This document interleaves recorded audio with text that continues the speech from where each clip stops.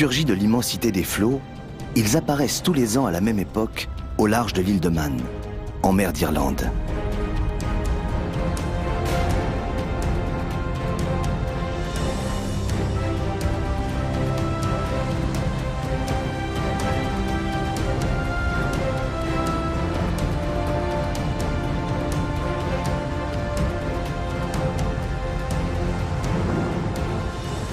L'île de Man ne fait partie ni du Royaume-Uni, ni même de l'Union européenne. Elle dépend directement de la couronne d'Angleterre.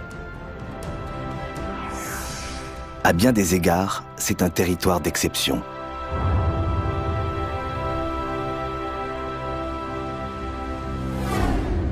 Tous les ans en mai, ces eaux accueillent un hôte extraordinaire, le requin pèlerin. Un géant qui peut mesurer 12 mètres et peser 7 tonnes. C'est le deuxième plus gros poisson au monde après le requin-baleine. Inoffensif et menacé, il se nourrit exclusivement de plancton. C'est donc un gentil requin.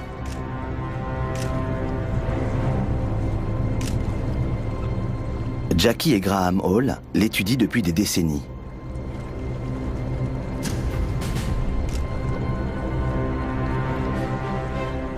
Les pèlerins passent près de 4 mois au large de l'île de Man.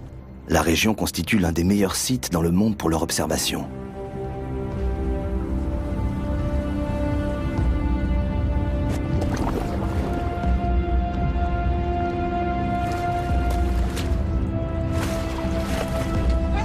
C'est bon, ça tourne.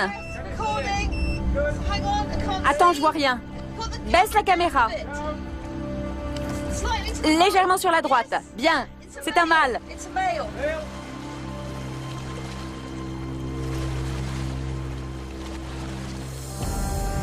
Le mâle est reconnaissable à ses 2 organes génitaux situés sur le ventre, appelés ptérygopodes. Jackie et Graham sont maintenant tout près du requin. Ils vont tenter de l'équiper d'un émetteur satellite. Mais le requin change de cap et disparaît aussi vite qu'il était apparu.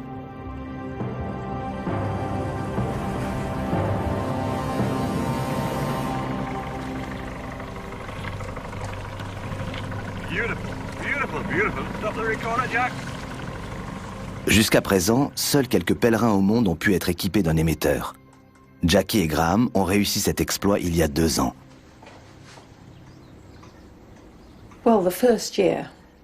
La première année, on a eu beaucoup de chance. On a réussi à mettre un émetteur sur une femelle de 8 mètres qu'on a baptisée Tracy. Elle a parcouru près de 10 000 km, elle a traversé tout l'Atlantique jusqu'au Canada. D'après Jackie, les requins pèlerins migrent sans doute jusqu'à l'océan Pacifique. Ces clichés lui permettent d'étayer sa thèse. L'aileron est au requin ce que l'empreinte digitale est à l'homme. Les chercheurs du monde entier mettent ainsi leurs photos en réseau pour identifier les individus.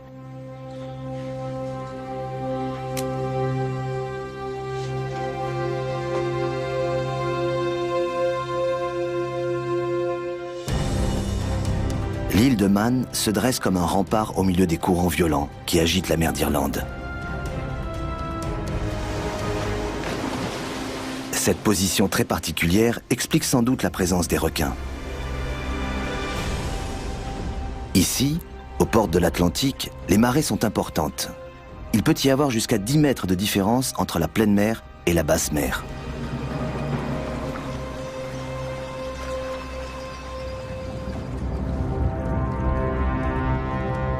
Les forts courants ramènent d'énormes quantités de plancton devant l'île de Man. Les requins n'ont plus qu'à se servir.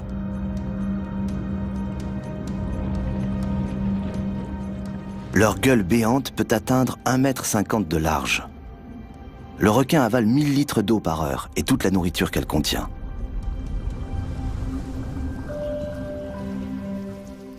Le plancton est l'ensemble des micro-organismes en suspension dans l'eau. Ils dérivent avec le courant.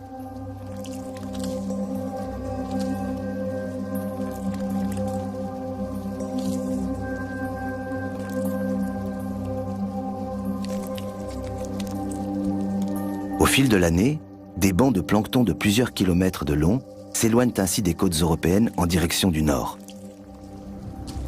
Les requins pèlerins les suivent, la gueule grande ouverte. Des filtres situés à l'entrée de leurs branchies servent à retenir la précieuse nourriture.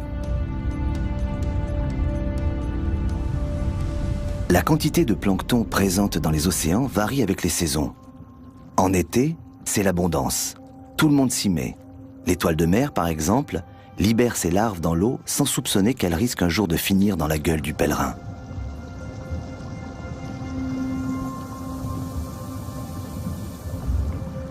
Ce mode de reproduction est partagé par d'innombrables espèces marines. Particulièrement celles vivant sur les fonds marins. Charriés par les courants, larves et œufs peuvent conquérir des territoires situés à des centaines de kilomètres de leur lieu d'origine, des distances que leurs parents n'auraient jamais pu franchir. Le pèlerin n'est pas le seul à aimer le plancton. Pour le capter, la coquille Saint-Jacques filtre des centaines de litres d'eau par jour. Le Lanis conchilega déploie ses tentacules.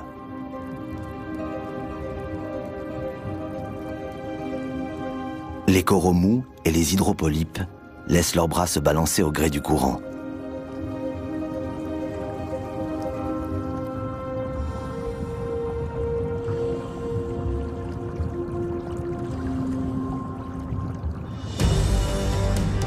L'île de Man bénéficie d'un climat tempéré. Les premières traces de la présence de l'homme remontent à 8000 ans. Ce site funéraire circulaire date du néolithique.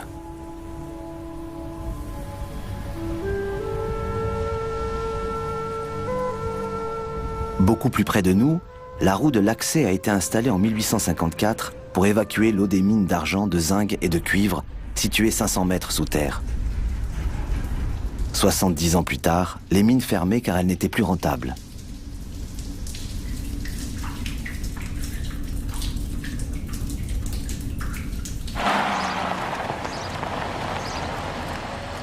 Jackie parcourt l'île de part en part pour surveiller la progression des pèlerins. Les moutons Lortan qui bordent la route sont caractéristiques de l'île de Man. Ils possèdent 2, voire 3 paires de cornes et font la fierté des habitants.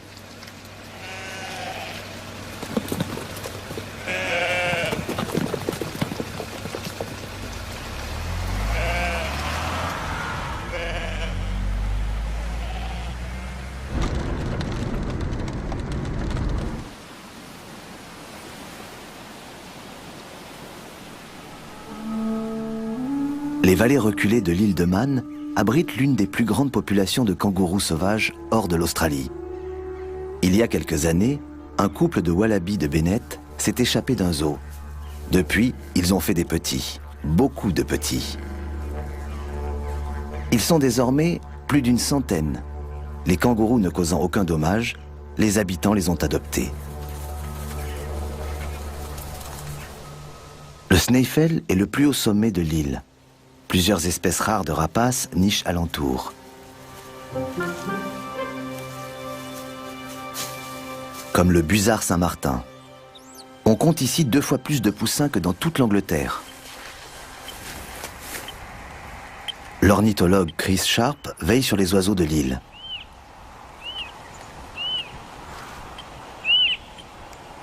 Il collecte régulièrement des informations sur leurs habitudes de vol et de chasse grâce à un système d'émetteurs.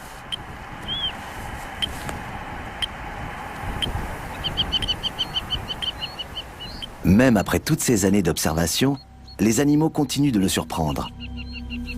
Habituellement, en cette saison, le mâle chasse tandis que la femelle couve les oisillons pour les protéger du froid et de la pluie. Mais aujourd'hui, c'est exactement l'inverse.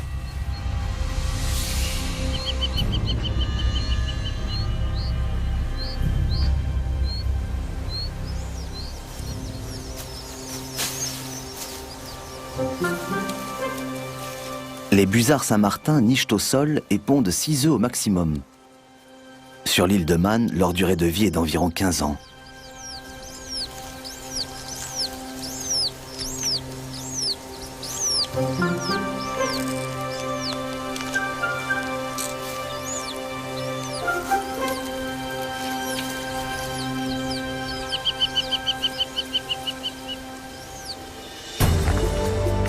Jackie ne prend la mer que lorsqu'elle a repéré un pèlerin.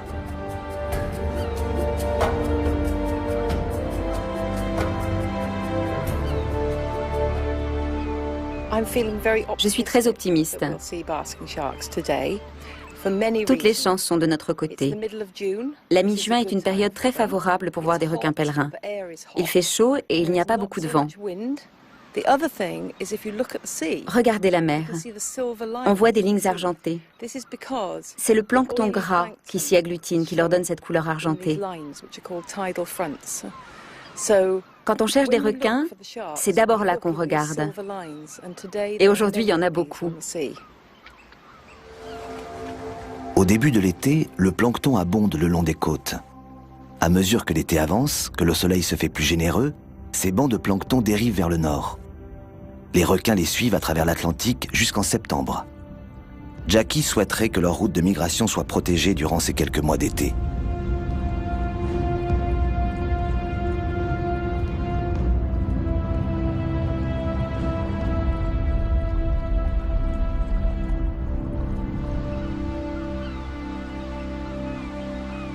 Les oiseaux de mer permettent également de repérer les requins.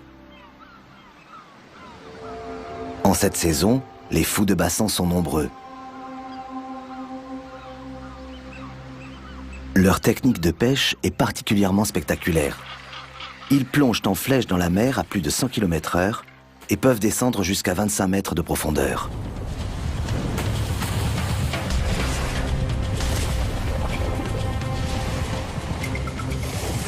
Ils mangent de petits poissons qui, comme les requins, se nourrissent aussi de plancton. Tout ce petit monde se retrouve donc au même endroit.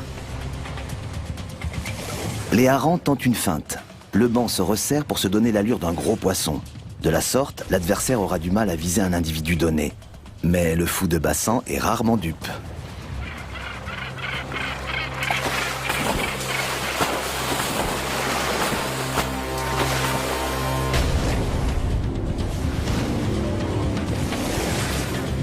Le fou est bâti pour ses descentes en flèche. Son sternum très résistant lui sert de bouclier.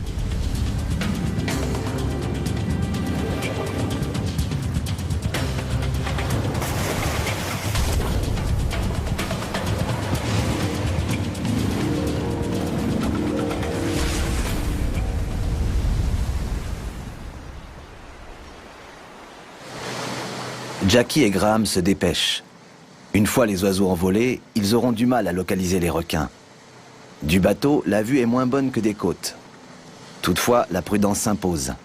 Les rochers et les courants font des abords de l'île l'une des zones les plus dangereuses d'Europe.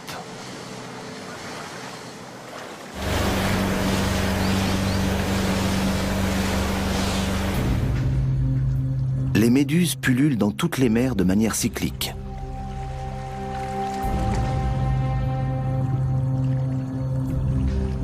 Comme le requin pèlerin, elles se nourrissent de plancton qu'elles récoltent grâce à leurs tentacules. Certains sont collants, d'autres urticants.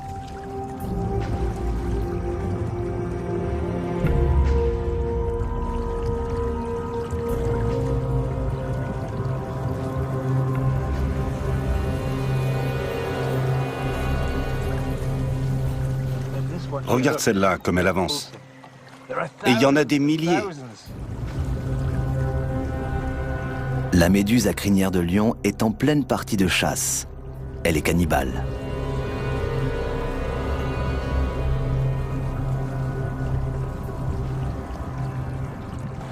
Attirés par la même nourriture, les requins pèlerins ne sont jamais bien loin. Mais ils nagent 50 cm plus bas et cela suffit à les rendre invisibles quand la mer est plate. Pour Jackie et Graham, l'attente commence.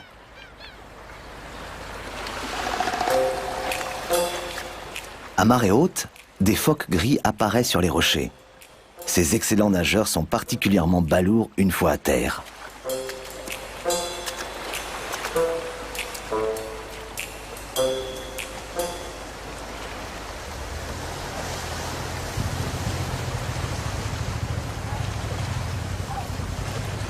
L'huître épi n'a pas peur des visiteurs, contrairement aux phoques gris qui sont très vulnérables à terre et qui se sont réfugiés à bonne distance.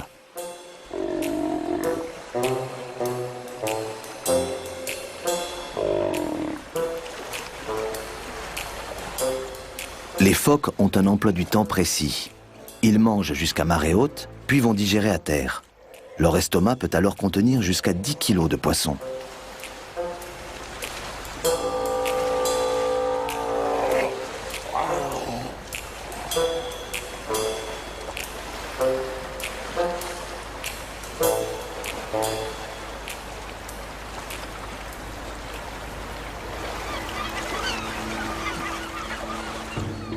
Les jeunes mouettes, elles, se moquent de la marée. Elles réclament à manger 24 heures sur 24. Leurs parents partent sans cesse les ravitailler.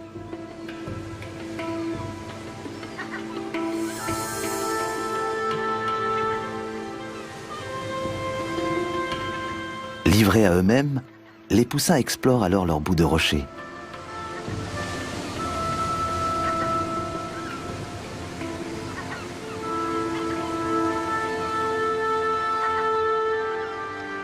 Mais dès que le cri familier de leurs parents retentit, ils se dépêchent de rentrer au nid pour obtenir leur pitance.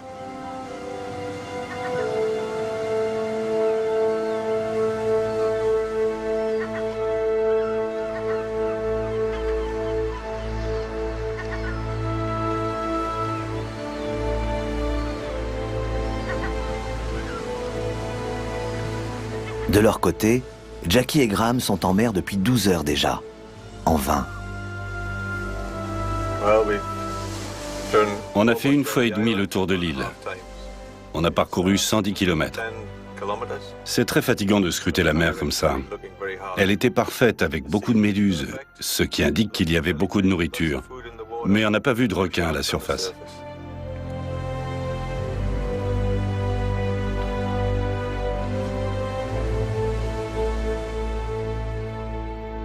Graham a transformé la terrasse de leur maison qui surplombe les falaises en véritable observatoire. Ah oui, oui, oui. Tu en as vu d'autres? Non. On a passé 5 ans ici, avant de se rendre compte que notre terrasse constituait un excellent observatoire. La première fois qu'on a regardé à travers des jumelles, on n'en revenait pas. On a vu des dauphins, des requins, des baleines. C'était incroyable. Depuis, on est devenu accro. Et aujourd'hui, il y a foule en mer.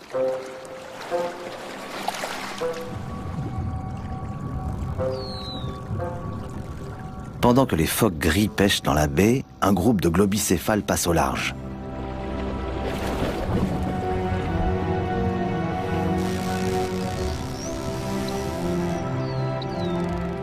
Tous les cétacés émettent des cliquetis pour communiquer. Certaines populations auraient même développé plusieurs dialectes. 19 espèces de cétacés sont recensées autour de l'île de Man, mais la plupart ne vit pas ici toute l'année.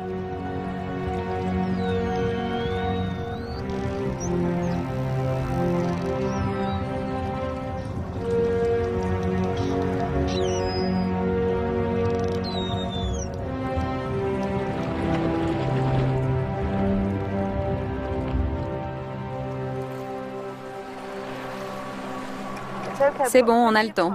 Le requin est très tranquille. Il est très difficile d'équiper un requin d'un émetteur satellite. Le risque de blesser l'animal ou de perdre l'émetteur est grand. Par mer agitée, l'entreprise est quasi impossible. Ici, à une dizaine de mètres. Ralentis. Coupe le moteur. Émetteur à l'eau, on l'a raté. L'émetteur est à l'eau. Oui, je l'ai. Ok, je le vois. Il est là. Oui, je le vois. Tu l'as? Oui. Ah, on a failli le perdre. Waouh. Ah, mon Dieu. On a raté le requin, mais on a l'émetteur.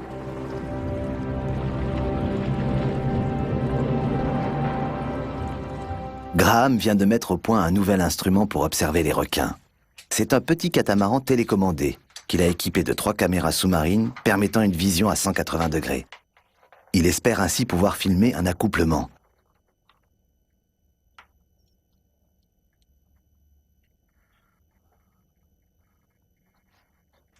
Okay. So that's working now. Yeah. Yeah, that's working well. So one from here and this battery. Yeah. That's good. Yeah, that's very good.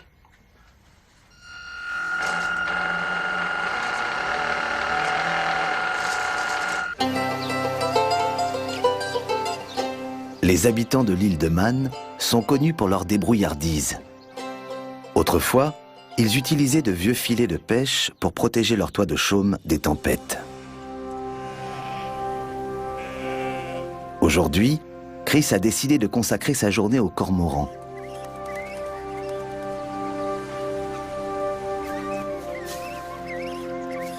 Les pêcheurs se plaignent de la prolifération de cette espèce, accusée de décimer les bancs de poissons. Ils la traquent sans pitié, en dépit des interdictions.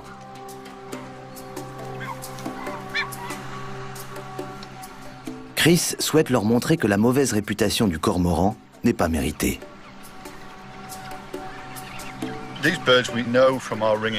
On connaît bien ces oiseaux parce qu'on les bague depuis des années dans toutes les îles britanniques.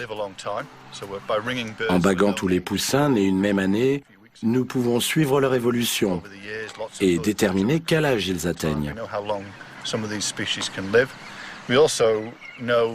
Nous savons également que les jeunes cormorans quittent la colonie pendant un certain temps. Mais dès qu'ils atteignent leur maturité sexuelle, ils reviennent s'accoupler ici.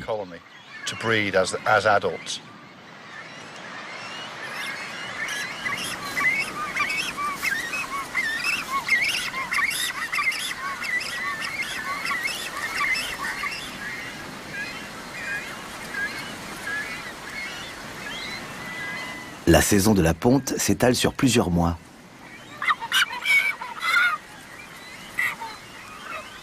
Certains individus pondent encore alors que d'autres ont déjà des poussins prêts à quitter le nid.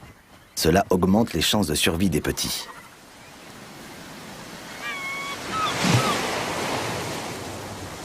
Chez les requins pèlerins, en revanche, la reproduction reste un mystère. L'accouplement survient sans doute dans les lieux de fort rassemblement, comme les abords de l'île de Man. Et comme on n'a jamais vu de jeunes requins dans les parages, on suppose que les mises bas ont lieu ailleurs.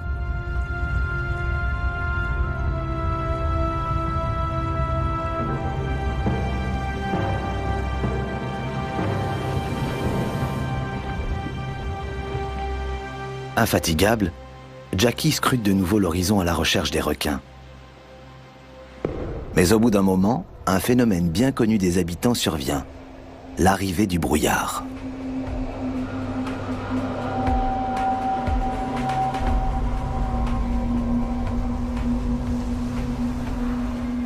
D'après une légende, le dieu de la mer vit sur l'île de Man. En cas de danger, il plonge l'île dans une nappe de brouillard.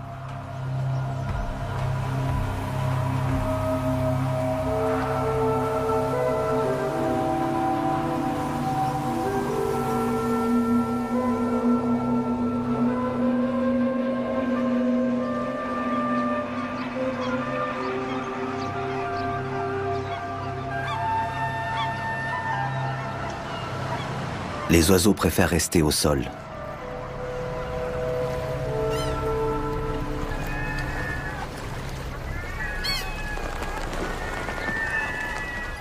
Les mouettes investissent les bateaux de pêche à la recherche de nourriture.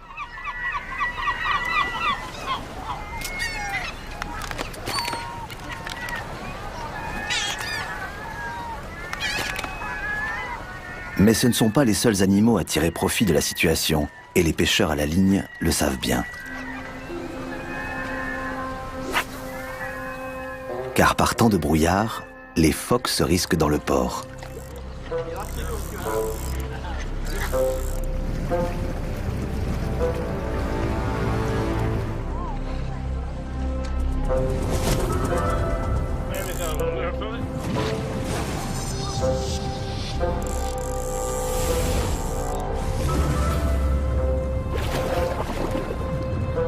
Vous avez vu? Le phoque m'a piqué mon poisson.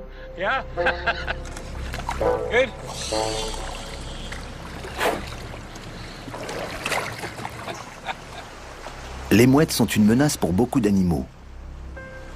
Cet huîtrier pie est dans une situation délicate. Il s'est éloigné un instant de son nid. Ses œufs sont maintenant doublement en danger. D'une part, les mouettes pourraient les repérer, même s'ils sont bien camouflés.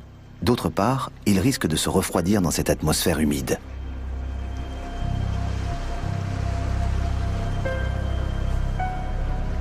La patience de l'huîtrier pie a payé. un quart d'heure plus tard, il peut reprendre possession de son nid. Le brouillard semble se lever. Graham et Jackie ont levé l'ancre.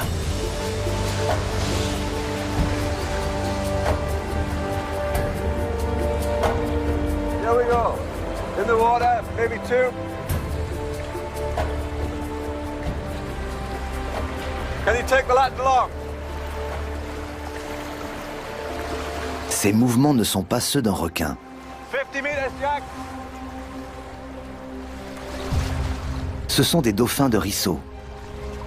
Ils sont capables de plonger à 800 mètres pour pêcher leur nourriture sur les grands fonds. Mais ceux-là ne sont pas en train de pêcher. Ils jouent. Fantastique! Oh, il revient! Les dauphins portent de nombreuses cicatrices. Ce sont les traces de leur combat contre leur proie, mais aussi contre des congénères rivaux.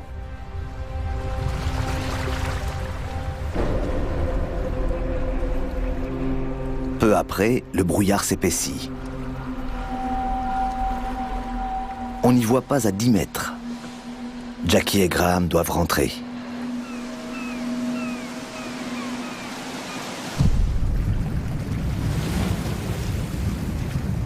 En l'absence de soleil, le plancton ne peut pas opérer de photosynthèse et tombe sur le fond marin. Les prédateurs le suivent, y compris les méduses. Mais les fonds marins sont dangereux. Bien que les anémones de mer soient parentes des crinières de lion, elles n'hésitent pas à utiliser leurs tentacules urticants sur leurs cousines pour assouvir leur faim.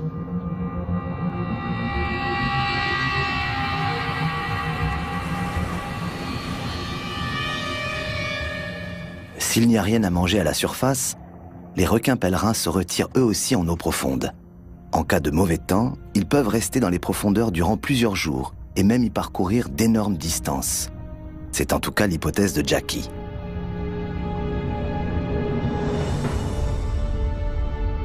Pour se diriger, ils utilisent un organe spécial, la ligne latérale, qui leur permet de percevoir les vibrations de l'eau et de détecter les variations chimiques et les champs électriques.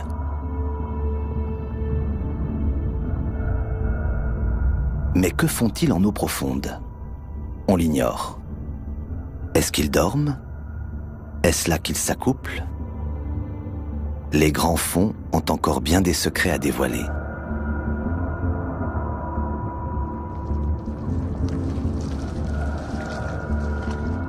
Les découvertes sont souvent le fruit du hasard.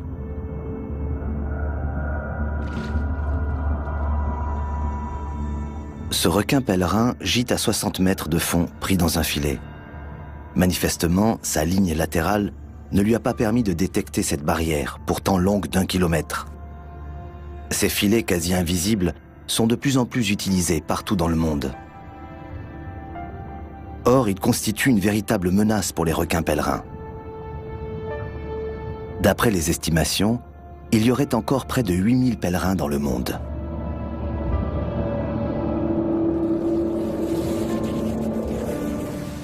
Afin de savoir pourquoi l'île de Man constitue une étape si importante sur la route migratoire des pèlerins, Fiona Gale a initié un projet ambitieux, répertorier toute la vie sous-marine autour de l'île. Pour cela, elle fait appel à des plongeurs amateurs. Avec Graham et Jackie, elle a réussi à faire adopter des mesures strictes de protection du requin pèlerin autour de l'île. Salut Fiona! Vous revenez d'une plongée? Non, on y va. Tu as vu des requins? Pas encore. Si tu en vois, tu nous le dis, d'accord?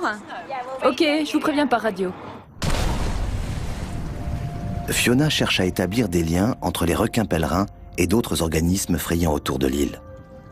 Les araignées de mer, par exemple, viennent ici une fois par an pour s'accoupler et déposer leurs larves. Ces dernières sont très appréciées des requins, qui apparaissent à la même période dans les parages. Comment réagira le requin si la pêche intensive fait disparaître les araignées de mer ou d'autres sources de plancton? Changera-t-il sa route migratoire?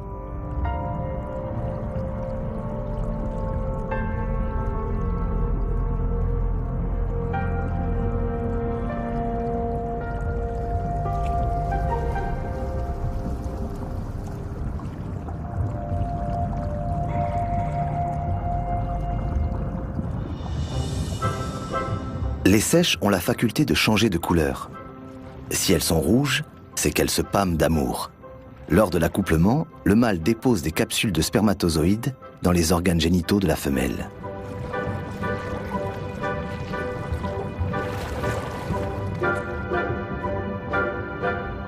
Les œufs sont fécondés juste avant la ponte. Cette fois, c'est la colère qui fait rougir le mâle. Son rival approche un peu trop près et pourrait déposer ses propres capsules de spermatozoïdes.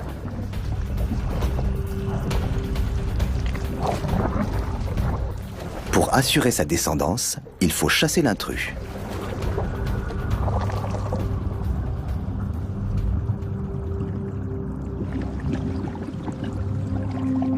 Une petite roussette observe Fiona et sa coéquipière.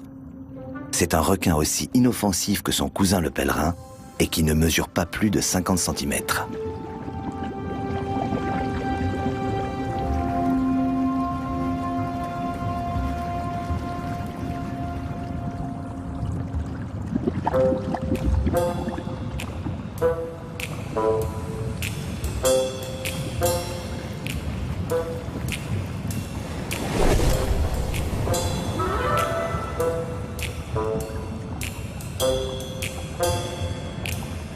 La petite roussette a échappé de justesse au phoque gris, qui s'en retourne bredouille.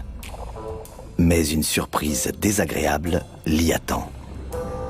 Un rival a pris sa place.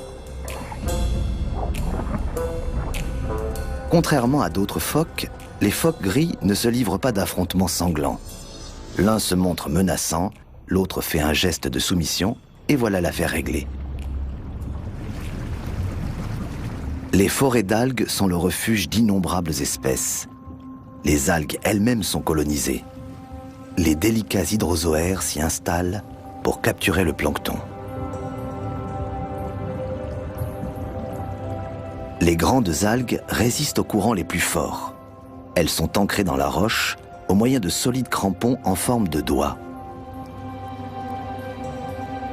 Les gastéropodes se nourrissent des algues unicellulaires qui colonisent les algues longues de plusieurs mètres.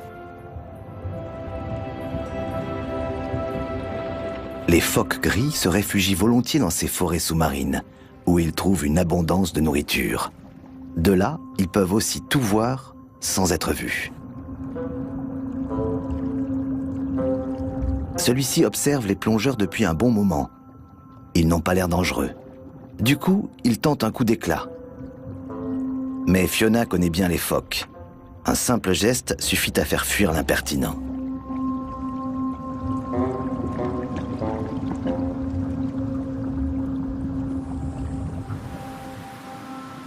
Jackie a repris ses observations depuis la terre où elle a retrouvé Chris.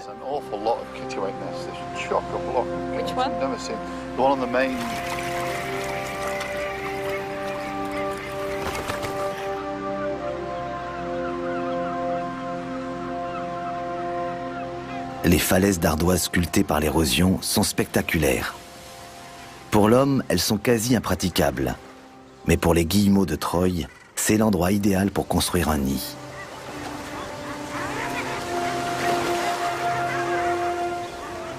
En attendant de savoir voler, les poussins se laissent chuter de 40 mètres de haut pour rejoindre leurs parents dans l'eau. Pas étonnant qu'ils mangent autant. Leur graisse leur permet d'amortir le choc et accessoirement de supporter le froid. Ce rocher spectaculaire est surnommé le pain de sucre, en référence aux déjections blanches des guillemots qui le recouvrent. Il y a foule dans la zone de nidification des guillemots. Chris a dénombré près de 40 individus au mètre carré. Les étrangers ne sont pas admis. Les guillemots poussent de grands cris pour chasser tout oiseau d'une autre espèce.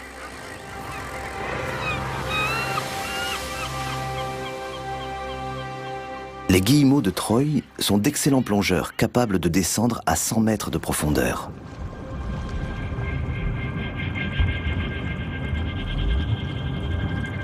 Mais eux aussi sont victimes des hommes.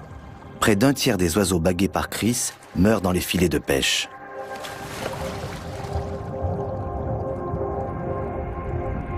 C'est aussi pour cette raison qu'ornithologues et océanographes collaborent étroitement. Car en plus d'être les victimes collatérales de la pêche intensive, les pèlerins sont aussi pêchés pour leurs ailerons et leurs foies en Asie et en Scandinavie. Ces gentils requins risquent donc de disparaître avant que Jackie et Graham n'arrivent à percer tous leurs secrets.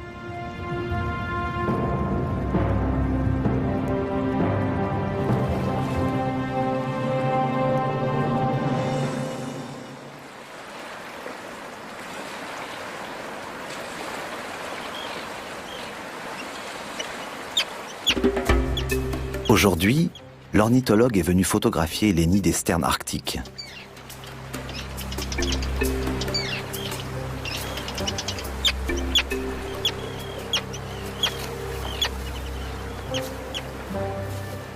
Mâles et femelles se partagent les tâches.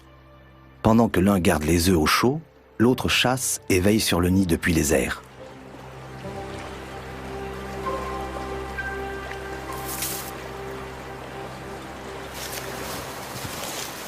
Mais dès qu'un intrus approche, il déserte les lieux.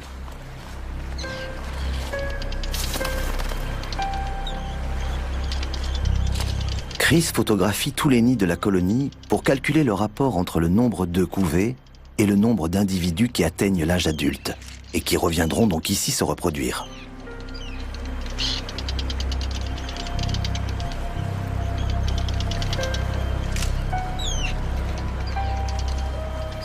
La sterne arctique ne vient sur l'île de Man que pour se reproduire. Elle passe l'hiver à Madagascar. Chaque année, elle parcourt ainsi la moitié du globe, 30 000 kilomètres.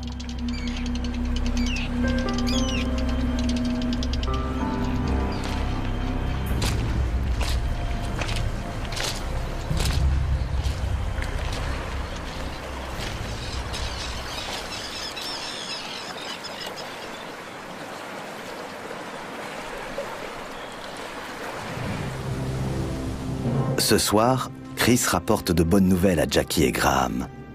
Les requins étaient visibles toute la journée au pied de la colonie de Stern, à la pointe nord de l'île. Le lendemain, après 2 heures de recherche seulement, Jackie et Graham repèrent un premier aileron. Graham souhaite utiliser pour la première fois son catamaran télécommandé équipé de 3 caméras sous-marines.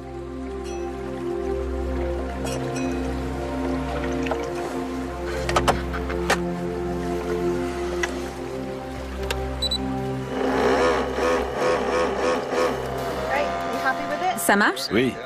Tu es prêt? Oui, c'est bon. C'est bon.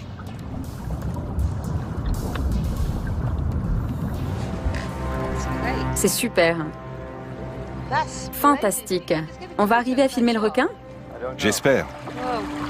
On installe l'écran? À l'approche du catamaran, le requin plonge. Mais il ne s'enfuit pas et reste calme.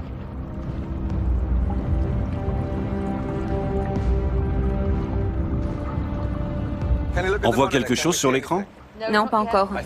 On largue le kata au-dessus du requin et on le laisse dériver avec le courant. Le requin est toujours là. Jackie et Graham sont récompensés de leur patience.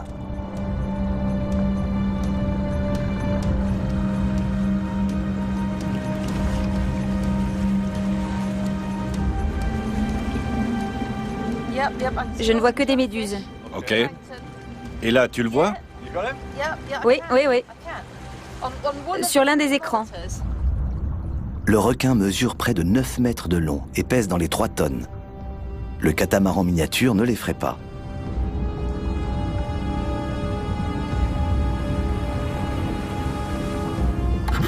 Oh là là. On a eu chaud. C'est bon, tout va bien.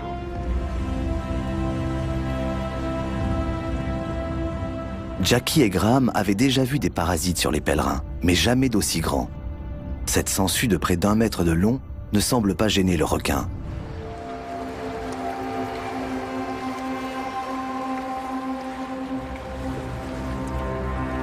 Soudain, un deuxième pèlerin apparaît.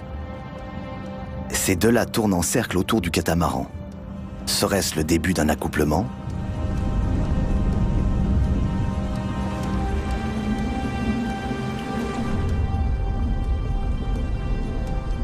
Non, il nage trop vite pour cela. Juste un dîner en amoureux.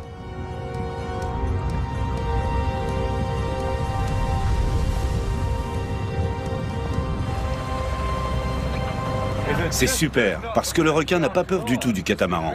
Et les images sont de très bonne qualité. Je suis super content. L'un des requins s'éloigne. Jackie et Graham décident de tenter d'équiper le pèlerin qui reste d'un émetteur.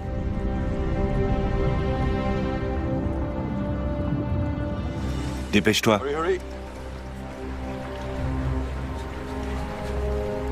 Garde un œil sur lui. C'est bon, il est calme. Il ne va pas s'enfuir. L'opération est délicate. La flèche ne doit pas pénétrer trop profondément, sinon elle risque de blesser le requin. Et pour que l'émetteur tienne, il faut absolument le planter dans l'aileron dorsal. Ralentis, ralentis. Comme ça. L'opération se joue au centimètre près. Pour l'instant, l'animal reste étonnamment calme. Avance, avance. Oh non, il plonge. Ralentis. Ralentis, bien.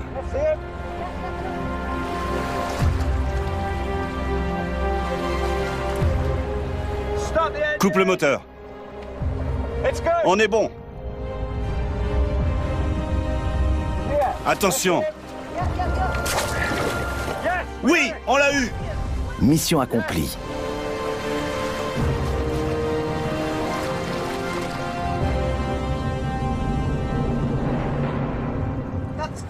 Avec un peu de chance, l'émetteur tiendra et enverra régulièrement des informations sur les déplacements du pèlerin. Car il y a urgence à protéger les routes migratoires des pèlerins, si nous ne voulons pas que ces si gentils requins disparaissent à jamais des océans de la planète.